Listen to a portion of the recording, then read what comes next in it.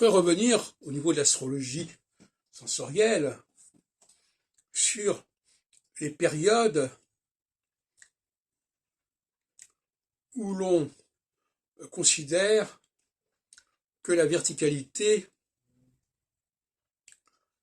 ne doit pas être respectée. C'est-à-dire qu'il n'y a pas... il faut que tout le monde fasse partie du même ensemble. Voilà. Au nom d'un certain nationalisme, tout le monde doit partir du même ensemble. Et ça se pose notamment au niveau des élections.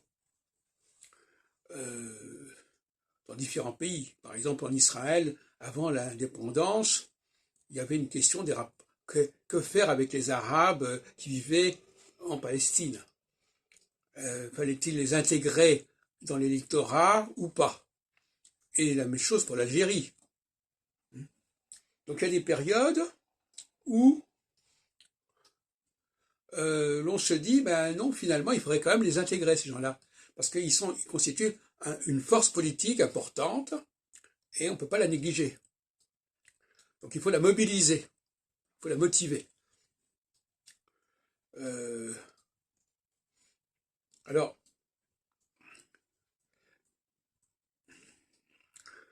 ces forces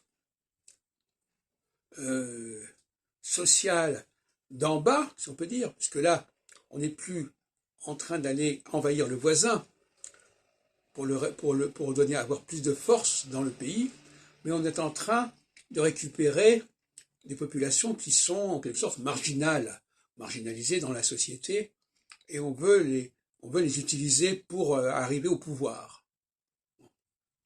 Donc il y a deux stratégies politiques l'une qui passe par la colonisation, par exemple, et l'autre qui passe par la colonisation, si on peut dire, des populations marginales que l'on veut intégrer dans l'électorat.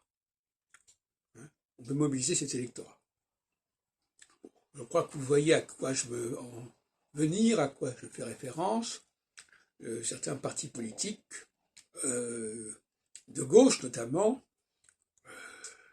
entendent se servir de populations qui sont de gauche ou de droite d'ailleurs, entre parenthèses, entendent se servir de populations qui sont un petit peu laissées de côté pour les intégrer dans leur électorat. Ça, c'est une politique qui vise à ne pas respecter la verticalité de la société entre le haut et le bas. Inversement, il y a une autre politique qui consiste à dire oui, ben finalement, ce qu'a fait l'Irak avec le Koweït ou l'Allemagne avec les Sudètes ou n'importe quoi, que non, finalement, ce qui est important, c'est d'agrandir, c'est le Lebensraum, d'agrandir l'espace national, et on aura comme ça une grande puissance. Voyez-vous, donc les deux théories se complètent et se succèdent et alternent.